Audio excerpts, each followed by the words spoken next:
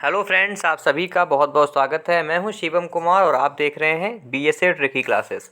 तो फ्रेंड्स, आज की इस वीडियो में हम फिर से जीके के टॉप 50 क्वेश्चंस कवर करेंगे और ये क्वेश्चंस आपके UPSC exam, railway NTPC exam और आपके लेखपाल एग्ज़ाम के पॉइंट ऑफ व्यू से बहुत ही इंपॉर्टेंट है। और अगर आपको इसका पीडीएफ चाहिए तो आप टेलीग्राम ग्रुप ज्वाइन कर सकते हैं और सारे पीडीएफ आपको वहीं पे अवेलेबल कराए गए हैं। इनका कोई चार्ज नहीं है, सारे पीडीएफ फ्री ऑफ कॉस्ट हैं, तो आप लोग उससे भी रिवाइज कर सकते हैं जिससे आपका अच्छा रिवीजन हो। तो फ्रेंड्स, आज की इस वीडियो में हम फिर से मैं आपको बता देता हूँ कि जो है जीके के क्वेश्चंस कवर करने वाले हैं। तो आप लोग प्लीज़ वीडियो को शेयर कर दीजिए जिससे इसमें और लोग जुड़ जाएं। तो फ्रेंड्स, चलिए शुरू करते हैं और आज का पहला क्वेश्चन देखते हैं। अगर आपको वीडियो अच्छा लगे तो लाइक कीजिएगा। तो फ्रेंड्स, चलिए स्टार्ट करते हैं वीडियो को और देखते हैं आज का पहला क्वेश्चन। तो फ्रेंड्स, आपका पहला क्वेश्चन है कि शिवाजी सर्वाधिक प्रभावित थे। तो इस क्वेश्चन में आपको बताना है कि जो छत्रपति शिवाजी थे वो सबसे ज़्यादा किससे प्रभावित थे। तो ऑप्शंस आपके पास हैं मीराबाई से, हजरत महल से, जीजाबाई से या चांद बीबी से। तो अब आप बताइए कि आपके क्वेश्चन का राइट आंसर क्या होगा। तो वेरी गुड फ्रेंड्स, और इस क्वेश्चन का राइट आंसर हो जाएगा आपका ऑप्शन नंबर 3, जीजाबाई से। ठीक है, इस क्वेश्चन में आपका ऑप्शन नंबर 3 बिल्कुल सही आंसर हो जाएगा, जीजाबाई से, क्योंकि ये जो है उनकी माँ थी। ठीक है, शिवाजी की माँ का क्या नाम था, जीजाबाई। ठीक है, तो इसलिए आपका ऑप्शन नंबर 3 बिल्कुल सही आंसर हो जाएगा, जीजाबाई। ठीक है फ्रेंड्स, चलिए अब देखते हैं आज का अगला क्वेश्चन। तो फ्रेंड्स, आपका अगला क्वेश्चन है कि अष्टप्रधान मंत्री परिषद किस शासक के शासनकाल में थी। देखिए, ये एक मंत्री परिषद है जिसका नाम है अष्टप्रधान। ठीक है, तो ये बताना है आपको कि अष्टप्रधान मंत्री परिषद किसके शासनकाल में थी। तो ये आपके कुछ शासकों के नाम दिए गए हुए हैं, जैसे कि टीपू सुल्तान, अकबर, शिवाजी या कृष्णदेव राय। तो अब आपको इनमें से बताना है कि आपके इस क्वेश्चन का राइट आंसर क्या होगा कि अष्टप्रधान मंत्री परिषद किसके शासनकाल में जो है थी।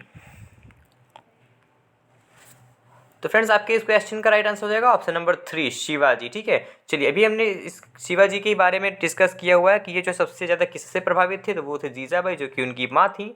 और ये जो है अष्टप्रधान मंत्री परिषद, ये भी इनके शासनकाल में थी। तो इसलिए आपका ऑप्शन नंबर 3 बिल्कुल राइट आंसर हो जाएगा, शिवाजी। ठीक है, चलिए देखते हैं अगला प्रश्न। तो ये अच्छा प्रश्न है और अब आपको बताना है कि शिवाजी के राजनीतिक गुरु एवं संरक्षक कौन थे। तो अच्छा क्वेश्चन है, और आप बताइए कि शिवाजी के राजनीतिक गुरु, ठीक है, और संरक्षक कौन थे। देखिए, अकबर के बारे में तो हम सभी ने पढ़ा हुआ है, पता होगा आपको कि जो है अकबर का संरक्षक कौन था, बैरम का। ठीक है, तो इसमें बताइए कि शिवाजी के राजनीतिक गुरु और संरक्षक कौन थे। ये आपके ऑप्शंस हैं, और अब बताइए कि आपके क्वेश्चन नंबर 3 का राइट आंसर क्या होगा। तो वेरी गुड फ्रेंड्स, और इस क्वेश्चन का राइट आंसर हो जाएगा आपका ऑप्शन नंबर 3, दादाजी कोंडदेव। ठीक है, ये जो है शिवाजी के राजनीतिक गुरु और संरक्षक थे। ऑप्शन नंबर 3 आपका इस प्रश्न के लिए बिल्कुल सही उत्तर है। तो जिनका भी आंसर ऑप्शन नंबर 3 आया है, वेरी गुड। ठीक है, चलिए दोस्तों, अब दिखाते हैं आपको आपका अगला प्रश्न।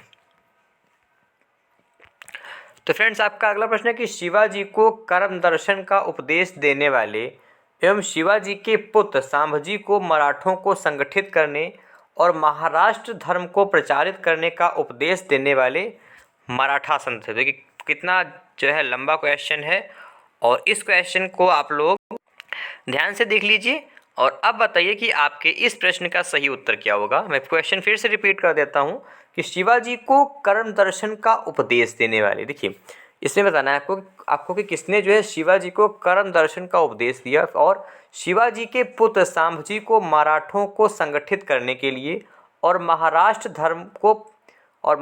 में धर्म को प्रचारित करने वाले कौन मराठा संत थे, बताइए। तो अच्छा क्वेश्चन था फ्रेंड्स, और इस क्वेश्चन का राइट आंसर अगर आपने चुना है ऑप्शन नंबर 1 यानी कि समर्थ रामदास, तो ये बिल्कुल इस प्रश्न के लिए बिल्कुल सही उत्तर हो जाएगा। कौन संत थे, तो वे थे समर्थ रामदास। ऑप्शन नंबर 1 या ऑप्शन नंबर ए आपका इस प्रश्न के लिए बिल्कुल सही उत्तर है। ठीक है फ्रेंड्स, चलिए अब आपका अगला प्रश्न आपके सामने है। तो माय डियर फ्रेंड्स, आपका अगला प्रश्न है कि दास बोध के रचनाकार हैं। तो इसमें अब आपको बताना है कि दास बोध के रचनाकार कौन है।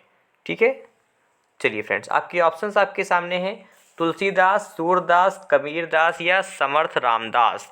तो बताइए फ्रेंड्स कि अब आपके क्वेश्चन नंबर 5 का राइट आंसर क्या होगा कि दासबोध के रचनाकार कौन है। तो वेरी गुड फ्रेंड्स, और इस क्वेश्चन का राइट आंसर अगर आपने चुना है ऑप्शन नंबर 4 यानी कि समर्थ रामदास, तो बिल्कुल राइट आंसर है आपका। दासबोध के रचनाकार कौन है? Samarth Ramdas. Option number 4 is the right answer of this question. Clear friends. चलिए अब आपका अगला प्रश्न है। तो अब ये प्रश्न आप ध्यान से देखेंगे और अब बताएंगे कि लॉर्ड वेलेस्ली, ठीक है, लॉर्ड वेलेस्ली की सहायक संधि यानी कि सब्सिडरी अलाइनेंस, ठीक है, को स्वीकार करने वाला पहला मराठा सरदार था। तो बहुत अच्छा प्रश्न है और प्रश्न ध्यान से देखिए आप लोग कि लॉर्ड वेलेस्ली की सहायक संधि, ठीक है, कौन सी संधि? सहायक संधि को स्वीकार करने वाला पहला मराठा सरदार कौन था? ये आपके ऑप्शन है बाजीराव, पेशवा बाजीराव द्वितीय, रघुजी भोसले, दौलतराव सिंधिया या इनमें से कोई नहीं। तो अब बताइए आप लोग कि आपके क्वेश्चन नंबर 6 का राइट आंसर क्या होगा। अच्छा क्वेश्चन है, गलत मत कीजिएगा। तो वेरी गुड फ्रेंड्स, और इस क्वेश्चन का राइट आंसर अगर आपने चुना है ऑप्शन नंबर 1 यानी कि पेशवा बाजीराव द्वितीय, ठीक है। जो पेशवा बाजीराव द्वितीय थे, इन्होंने ये ऐसे पहले मराठा सरदार थे जिन्होंने जो है लॉर्ड वेलेस्ली की सहायक संधि को स्वीकार किया था। तो इस क्वेश्चन का राइट आंसर हो जाएगा ऑप्शन नंबर 1, ठीक है, पेशवा बाजीराव। Clear friends. चलिए अब देखते हैं अगला प्रश्न। तो माय डियर फ्रेंड्स, आपका अगला प्रश्न है कि मुगल सत्ता की पुनर्स्थापना, ध्यान से देखिएगा कि मुगल सत्ता की पुनर्स्थापना किस युद्ध में हुमायूं को मिली विजय के फलस्वरूप हुई। तो अच्छा प्रश्न है और ये कुछ आपके ऑप्शंस हैं। और अब बताइए कि मुगल सत्ता की जो है पुनर्स्थापना यानी कि दोबारा स्थापना हुमायूं को किस युद्ध में विजय के बाद हुई थी। तो ये कुछ आपके ऑप्शंस दिख रहे होंगे आपको। और अब बताइए आप इस प्रश्न का राइट आंसर। तो वेरी गुड फ्रेंड्स, और इस क्वेश्चन का राइट आंसर अगर आपने चुना है ऑप्शन नंबर 4 यानी कि सरहिंद का युद्ध, तो बिल्कुल राइट आंसर है आपका। ये था सरहिंद के युद्ध में जब हुमायूं को जो है विजय प्राप्त हुई थी, तो इसी के फलस्वरूप जो है मुगल साम्राज्य की पुनर्स्थापना हुई थी। किस साम्राज्य की? मुगल साम्राज्य की। इंपॉर्टेंट क्वेश्चन है, याद रखिएगा, सरहिंद का युद्ध, वेरी इंपॉर्टेंट क्वेश्चन, चांसेस हैं इसको बनने के। चलिए अब आपका अगला प्रश्न है कि किस मुगल बादशाह की मृत्यु पुस्तकालय की सीढ़ियों से गिरने के कारण हुई थी। ये क्वेश्चन बहुत ही आसान है, इस क्वेश्चन को अगर आपने पढ़ा है तो तुरंत बता देंगे। हालांकि ऐसा कोई क्वेश्चन नहीं कि अगर आपने पढ़ा है तो उसको नहीं बता पाएंगे, लेकिन कुछ क्वेश्चन ऐसे होते हैं जिनको पढ़ने के बाद भूल जाते हैं। लेकिन ये क्वेश्चन ऐसा है कि ये काफ़ी पुराना क्वेश्चन है और इस क्वेश्चन को आपको गलत नहीं करना है। और बताइए कि किस मुगल बादशाह की मृत्यु पुस्तकालय की जो है सीढ़ियों से गिरने के कारण हुई थी। चलिए सोचिए कितना बड़ा बादशाह था। चलिए पहले हम इसके आंसर्स की बात करते हैं। तो फ्रेंड्स आपके इस क्वेश्चन का राइट आंसर हो जाएगा ऑप्शन नंबर 2, हुमायूं, ठीक है। सोचो हुमायूं जिसने कि इतनी सारे जो है देशों पर विजय प्राप्त कर ली, और मृत्यु कैसे हुई? तो पुस्तकालय की सीढ़ियों से गिरकर, है ना। इसीलिए कहते हैं भगवान से डरना चाहिए, ठीक है, क्योंकि जब उसकी पड़ती है ना तो आवाज़ें नहीं आती, याद रखिएगा। कोई अगर आपके साथ गलत कर रहा है तो चुपचाप सुनते रहिए, समझते रहिए, क्योंकि जब उसकी चलेगी ना तो आवाज़ें नहीं आएंगी, खुद ही परेशान हो जाएगा। देखिए इतना बड़ा शासक हुमायूं, है ना, कितने न जाने कितने देश जीत लिए, ठीक है, लेकिन कितनों की हाय लगी होगी उसको, ठीक है। और मृत्यु कैसे हुई? मात्र पुस्तकालय की सीढ़ियों से गिर गए और मृत्यु हो गई, है ना। भाई अगर जो है ऊपर वाले का साथ होता तो चोटें आ जाती, मृत्यु थोड़ी होती, है ना। तो इसीलिए ना किसी का जो है बुरा करें, और अगर आपका कोई बुरा करता है तो ऊपर वाले पे टच छोड़ दीजिए, वो देख लेगा, ठीक है। तुरंत नहीं लेकिन देर में देखेगा, ज़रूर देखेगा, गारंटी है। चलिए अब देखते हैं आज का अगला क्वेश्चन। तो फ्रेंड्स आपका अगला प्रश्न है कि किस मुगल बादशाह ने के दुर्प्रभाव फिर से देखते हैं कि किस मुगल बादशाह के दुर्भाग्य पर व्यंग करते हुए, ध्यान से देखिएगा कि किस मुगल बादशाह के दुर्भाग्य पर, ठीक है, दुर्भाग्य पर व्यंग करते हुए लेनपूल ने लिखा है। तो इन्होंने क्या लिखा है कि वह जीवन भर ठोकरें खाता रहा और ठोकर खाकर ही उसके जीवन का अंत हुआ। चलिए तो ये जो है व्यंग है कि वह जीवन भर ठोकर खाता रहा और ठोकर खाकर ही उसके जीवन का अंत हुआ। तो बताइए कि यह व्यंग किसके लिए लिखा गया है।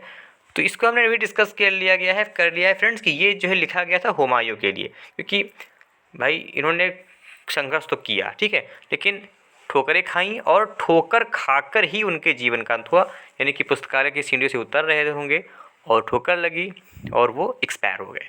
ऑप्शन नंबर 3 आपका इस प्रश्न के लिए बिल्कुल सही उत्तर हो जाएगा। ठीक है फ्रेंड्स, चलिए अब देखते हैं अगला प्रश्न। तो फ्रेंड्स आपका अगला प्रश्न है कि मुगल प्रशासन में मुहत्सिब था।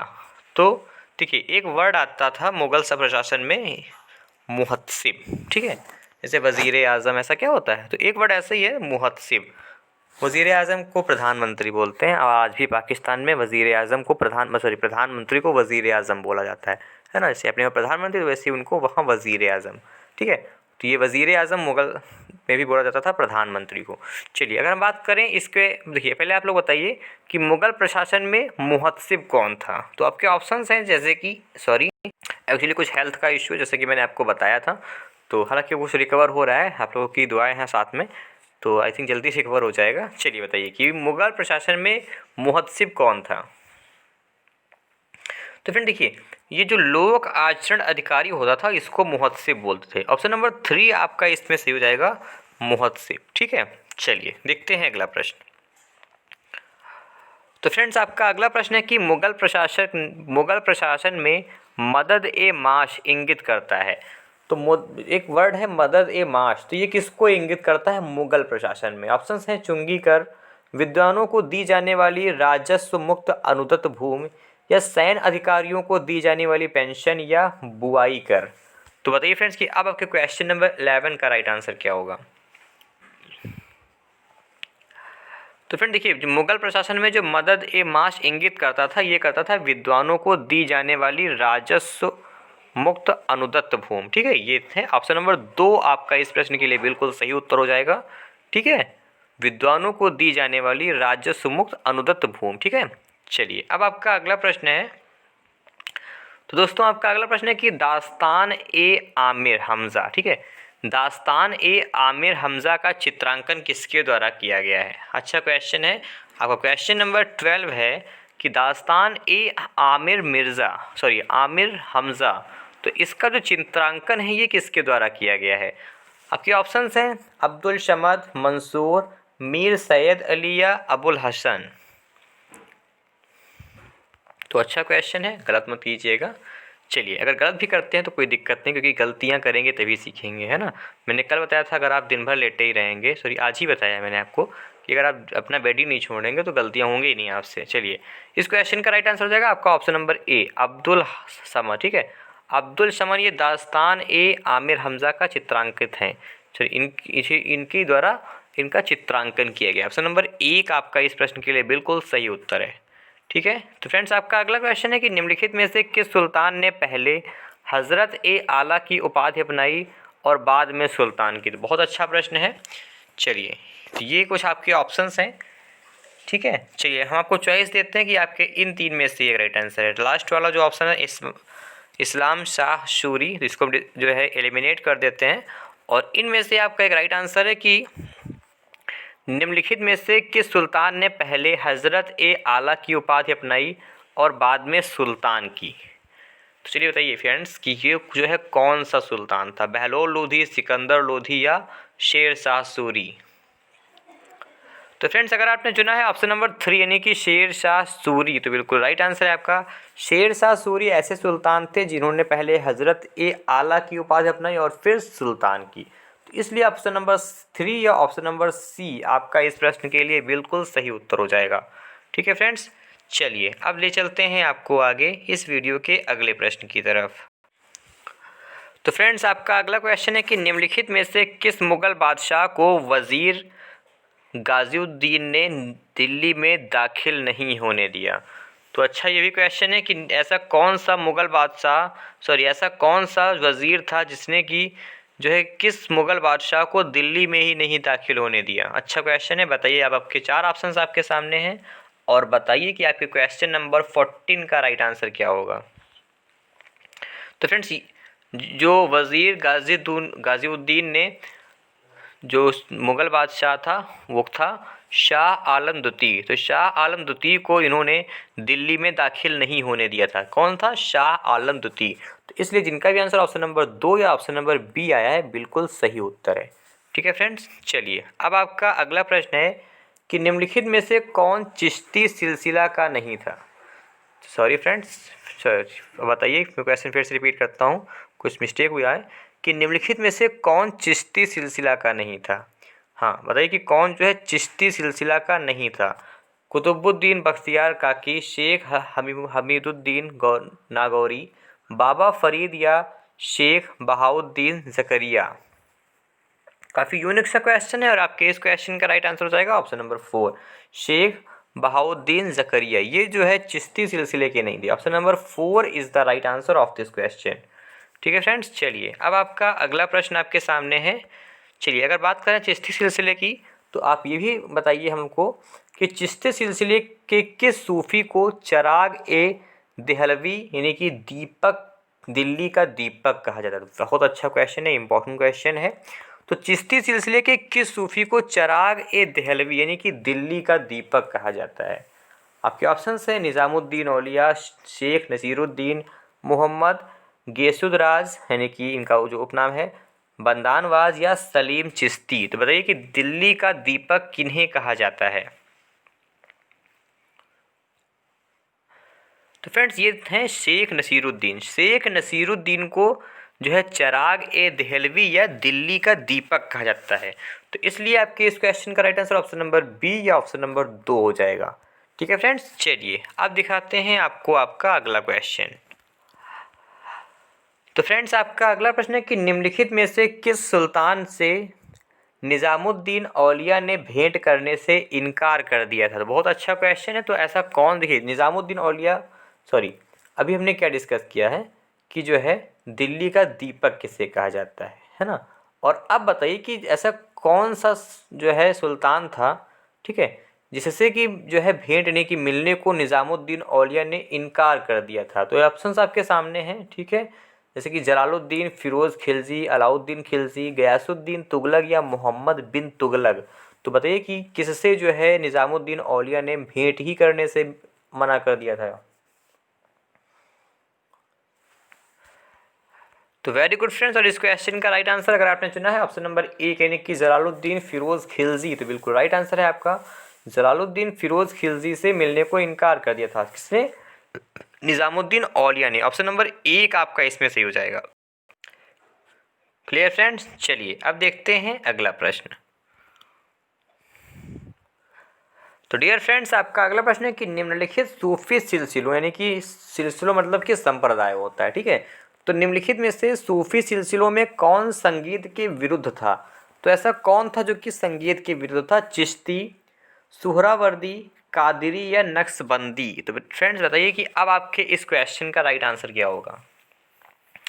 तो फ्रेंड्स इस क्वेश्चन का राइट आंसर हो जाएगा ऑप्शन नंबर 4, नक्शबंदी जो था ये जो है संगीत के विरुद्ध था। अच्छा क्वेश्चन है, याद रखिएगा। ठीक है, चलिए दोस्तों अब आपका अगला प्रश्न है। तो अच्छा प्रश्न है, ध्यान से देखिएगा, ये बहुत अच्छा क्वेश्चन है और इसको आपको गलत नहीं करना है। कोशिश कीजिएगा कि ये क्वेश्चन आपका सही जाए। तो फ्रेंड्स बताइए कि दादा शिकोह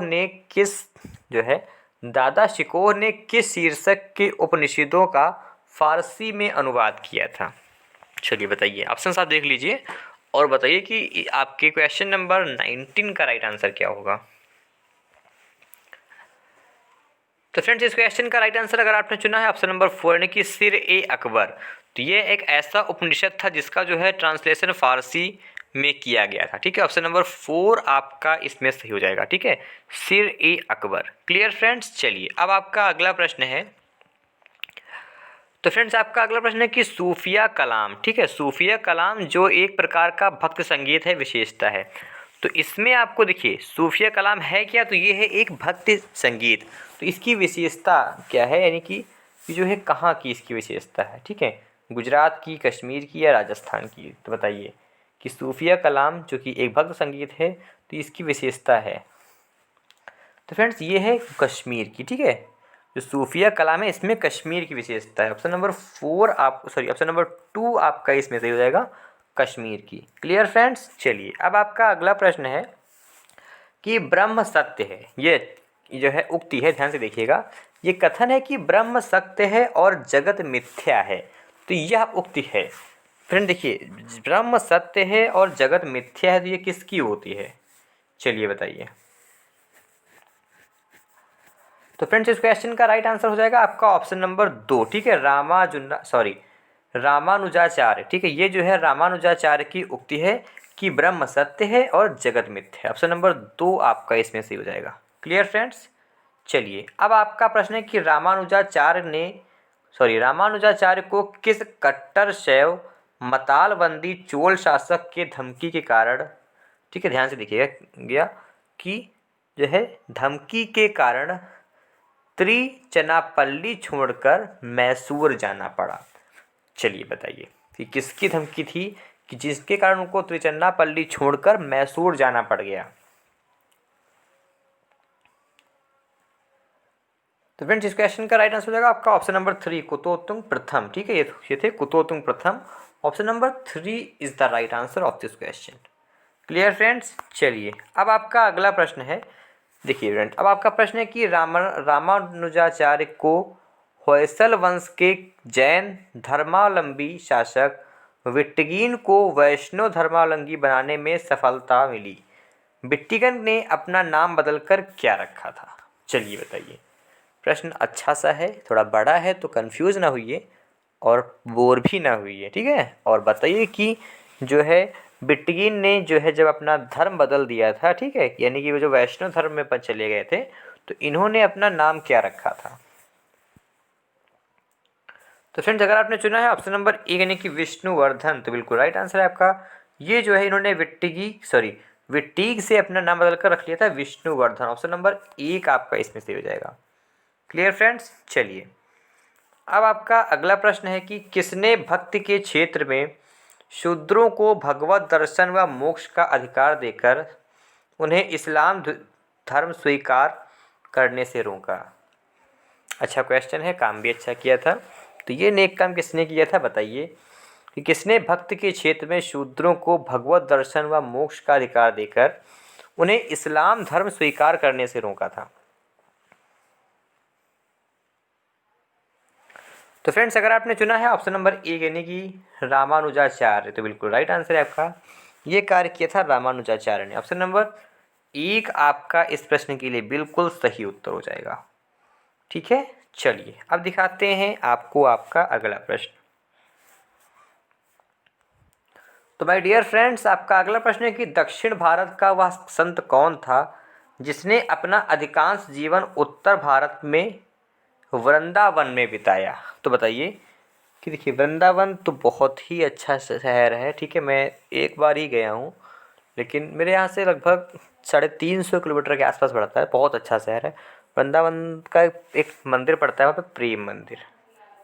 अगर आप लोगों ने ध्यान से देखा होगा, आप लोगों ने अगर पढ़ा होगा इसके बारे में, प्रेम मंदिर के बारे में, तो मुझे जो है बहुत अच्छा लगा प्रेम मंदिर वहाँ का, और मेरी विश है कि मैं इस साल भी जाऊँ। देखिए अगर बुलाते हैं तो जाते हैं। चलिए बताइए कि वह कौन सा संत, देखिए अगर आप लोगों को भी मौका मिले, ठीक है, तो प्रेम मंदिर ज़रूर जाइएगा, बहुत शांति मिलती है, ठीक है, रात में भी दिन में भी दोनों टाइम।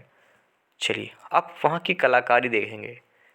वैसे वृंदावन तो है ही अच्छा, वहाँ के जो भी स्मारक बने हैं काफ़ी अच्छे हैं। मैं गया, मैं तो यही कंफ्यूज था देख के कि मतलब सोचो इतने वर्ष पहले भी क्या इंजीनियर्स रहे होंगे कि बिना किसी नक्शे की, बिना किसी मशीन की इतनी अच्छी कलाकारियाँ की उन्होंने। चलिए बताइए कि वह दक्षिण भारत का वह संत कौन था जिसने अपना अधिकांश जीवन उत्तर भारत यानी कि वृंदावन में बिताया? तो फ्रेंड्स आपके इस क्वेश्चन नंबर 28 का राइट आंसर हो जाएगा ऑप्शन नंबर 2, ठीक है, निम्कार्याचार्य, ठीक है, ये थे निम्कार्याचार्य। ऑप्शन नंबर 2 इसमें आपका सही हो जाएगा। Clear friends? चलिए अब देखते हैं अगला प्रश्न। तो फ्रेंड्स आपका अगला प्रश्न है कि भक्त तुकाराम कौन थे मुगल सम्राट के समकालीन थे? भक्त तुकाराम कौन से मुगल सम्राट के समकालीन थे? बात है भक्त तुकाराम के, बताइए कि ये जो है किस मुगल सम्राट के समकालीन थे? बाबर, अकबर, जहांगीर, औरंगजेब? तो फ्रेंड्स आपके इस क्वेश्चन का राइट आंसर अगर आपने चुना है ऑप्शन नंबर 3 यानी कि जहांगीर, तो बिल्कुल राइट आंसर है आपका। ये थे जहांगीर के। Option number 3 is the right. Clear friends, option number 3 is the right answer of this question. चलिए अब देखते हैं अगला प्रश्न। तो माय डियर फ्रेंड्स, आपका अगला प्रश्न है कि निम्नलिखित में से कौन सा सही कला अनुक्रम है। तो बताइए कि कौन सा जो है एक सही कला अनुक्रम है। चलिए, मतलब सबसे पहले कौन है, उसके बाद में, फिर उसके बाद में। ऑप्शंस हैं आपके सामने, आप देख लीजिए और अब बताइए कि आपके क्वेश्चन नंबर 30 का राइट आंसर क्या होगा।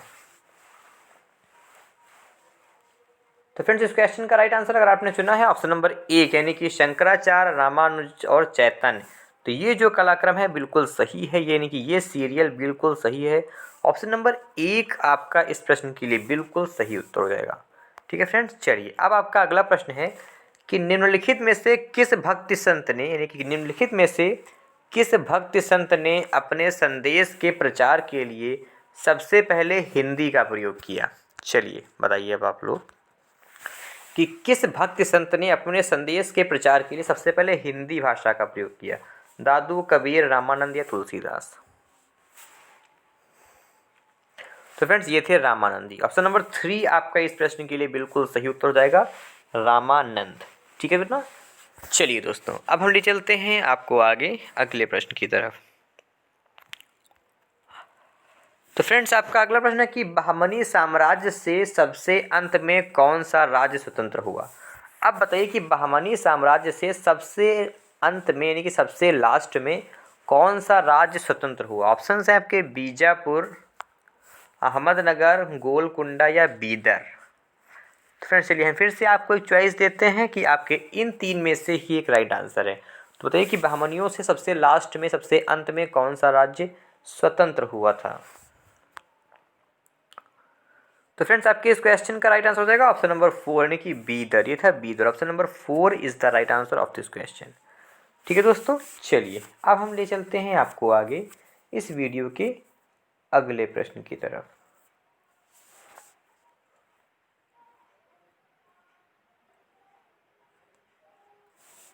तो फ्रेंड्स, आपका अगला प्रश्न है कि अदीना मस्जिद कहाँ है। अब बताइए कि आप लोग की अदीना मस्जिद कहाँ है। जौनपुर में, बंगाल में, गुजरात में।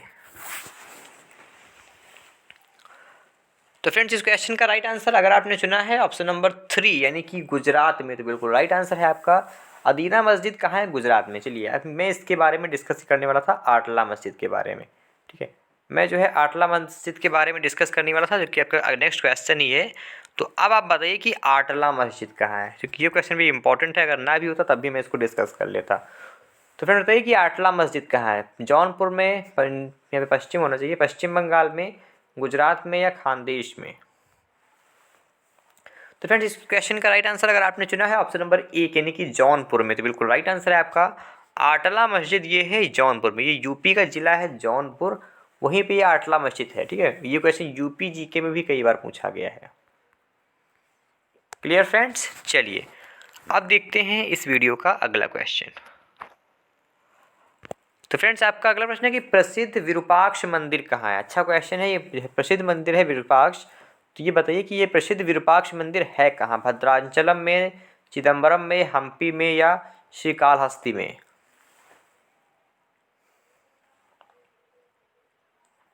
तो फ्रेंड्स, इस क्वेश्चन का राइट आंसर अगर आपने चुना है ऑप्शन नंबर 3 यानी कि हम्पी, यानी कि कर्नाटक। कर्नाटक हम्पी में यह है प्रसिद्ध विरूपाक्ष मंदिर। Option number 3 is the right answer, Hampi या कर्नाटक। ठीक, clear friends, option number 3 is the right answer of this question. चलिए अब ले चलते हैं आपको आगे अगले क्वेश्चन की तरफ। तो फ्रेंड्स, आपका अगला प्रश्न है कि विजयनगर साम्राज्य के राजाओं द्वारा धार्मिक प्रयोजनों के लिए उपयोग किया जाने वाले मंच को क्या कहा जाता था। अच्छा क्वेश्चन है, बताइए कि विजयनगर साम्राज्य के राजाओं द्वारा धार्मिक प्रयोजनों के लिए उपयोग किया जाने वाला मंच क्या कहलाता था।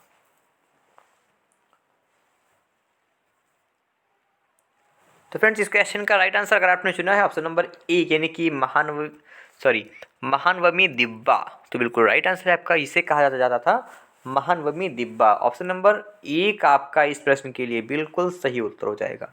ठीक है फ्रेंड्स, चलिए अब देखते हैं अगला क्वेश्चन। तो फ्रेंड्स, आपका अगला प्रश्न है कि किसके राज्य में कल्याण मंडप की रचना मंदिर निर्माण की एक विशिष्ट अभिलक्षण था। तो अब बताना है आपको कि किसके राज्य में कल्याण मंडप की रचना, ठीक है, कौन सी रचना, कल्याण मंडप की रचना मंदिर निर्माण की एक विशिष्ट अभिलक्षण था। चालुक्य, चंदेल, राष्ट्रकूट या विजयनगर, तो कौन सा राज्य था बताइए, कि यानी कि किसके राज्य। तो फ्रेंड्स ये थी विजयनगर के राज्य में, ठीक है, विजयनगर के राज्य में जो है ये कल्याण मंडप की रचना मंदिर के निर्माण में जो है एक विशेष लक्षण था। ऑप्शन नंबर 4 आपका इस प्रश्न के लिए बिल्कुल सही उत्तर हो जाएगा। ठीक है फ्रेंड्स, चलिए ये क्वेश्चन काफ़ी सिंपल सा है और अभी तक हमने आपको जो है इनके कोई भी क्वेश्चंस कमेंट बॉक्स के लिए नहीं दिए हैं। तो अब आपको बताना है कि संत कबीर का जन्म कहाँ हुआ। फ्रेंड दिल्ली, वाराणसी, मथुरा या हैदराबाद। तो अब बताइएगा आप लोग हमको कमेंट बॉक्स में, ठीक है, कि जो है संत कबीर का जन्म कहाँ हुआ। चलिए आपका अगला प्रश्न है फ्रेंड्स कि चैतन्य महाप्रभु किस संप्रदाय से जुड़े थे।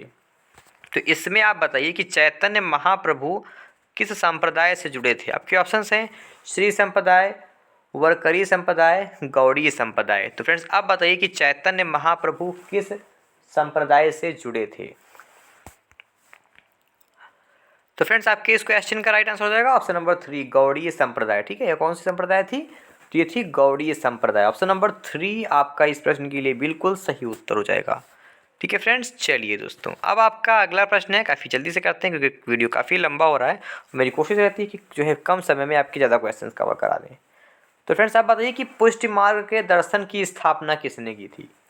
चलिए काफ़ी सिंपल सा क्वेश्चन है और अगर आप इसको नहीं बता पाए तो हमें बहुत ख़राब लगेगा।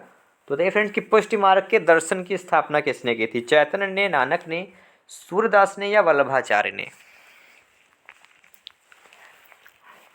तो वेरी गुड फ्रेंड्स, और इस क्वेश्चन का राइट आंसर हो जाएगा आपका ऑप्शन नंबर डी, यानी कि वल्लभाचार्य ने।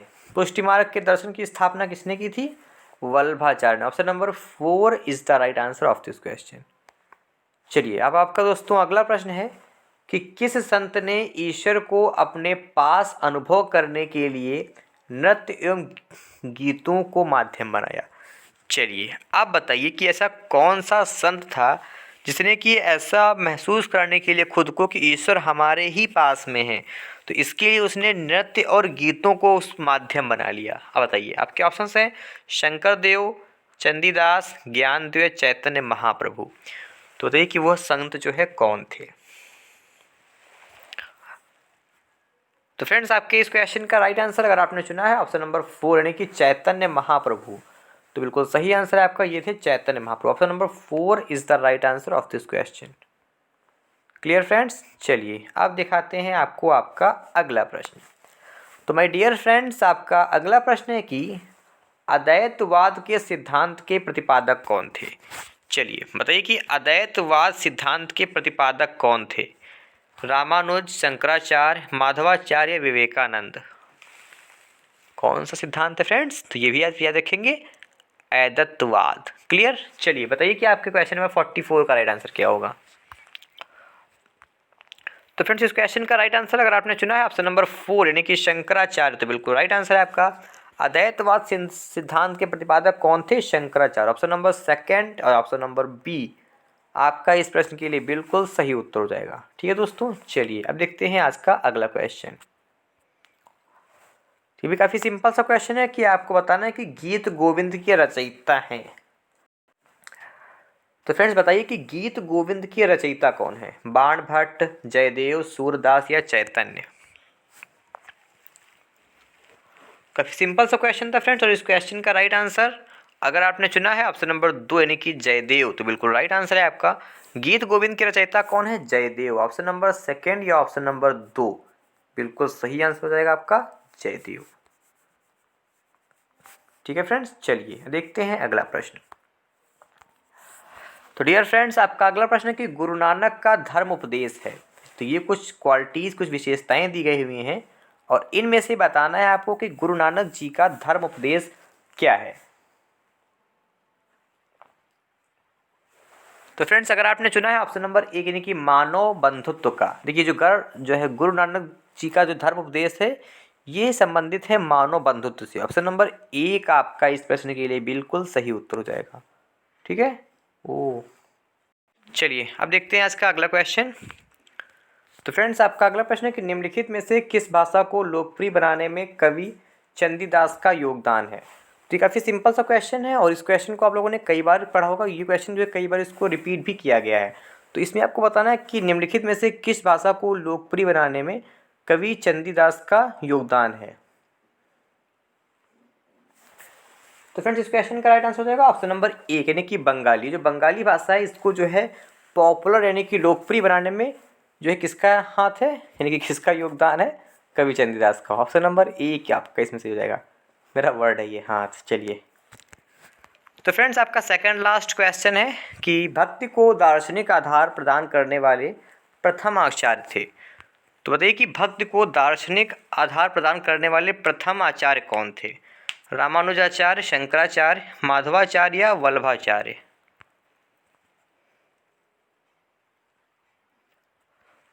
तो फ्रेंड्स इस क्वेश्चन का राइट आंसर हो जाएगा ऑप्शन नंबर ए रामानुजाचार्य। ठीक है, जो रामानुजाचार्य थे ये जो है भक्ति को दार्शनिक आधार प्रदान करने वाले प्रथम आचार्य थे। ऑप्शन नंबर ए या ऑप्शन नंबर ए आपका इस प्रश्न के लिए बिल्कुल सही उत्तर हो जाएगा। क्लियर। चलिए दोस्तों, तो माय डियर फ्रेंड्स आज आपका ये लास्ट क्वेश्चन है कि महापुरुषीय धर्म यानी कि एक शरण संप्रदाय के संस्थापक थे। तो फ्रेंड्स जैसा कि आप जानते हैं कि मैं आपको 2 क्वेश्चन तो मिनिमम देता ही हूँ कमेंट बॉक्स के लिए। तो ये आपका सेकंड क्वेश्चन है और इस क्वेश्चन को भी हो चुकी लास्ट क्वेश्चन है और इससे पहले हमने एक ही क्वेश्चन आपको दिया है कमेंट के लिए। तो ये इस क्वेश्चन का आंसर आप हमको देंगे कमेंट बॉक्स में। ठीक है, तो आप हमें क्वेश्चन नंबर 50 यानी कि लास्ट क्वेश्चन का आंसर देंगे कमेंट बॉक्स में। मैं आपके कमेंट्स का वेट करूँगा। तो आज की वीडियो में इतना ही। तो फ्रेंड्स अगर आपको हमारी वीडियो अच्छी लगी हो तो प्लीज़ सभी लोग प्लीज़ वीडियो को लाइक और शेयर करके जाइए। तो मैं आपका फ्रेंड टीचर शिवम कुमार। ठीक है फ्रेंड्स, तो मैं शिवम कुमार मिलता हूँ आपसे कल हिंदी की क्लास में। तब तक के लिए आप लोग अपना ख्याल रखिए, सेफ रहिए क्योंकि सर्दी बहुत है। ठीक है, आज की क्लास काफ़ी अच्छी रही, काफ़ी मुझे अच्छा लगा आप लोगों के साथ में। कुछ बातें भी की, कुछ जो है पढ़ाई भी अच्छी की, बातें भी कुछ की, कुछ अपनी लाइफ के मोमेंट्स शेयर किए, है ना। चलिए तो दोस्तों आज की वीडियो में इतना ही। तब तक के लिए आप लोग अपना ख्याल रखिए। Take care friends.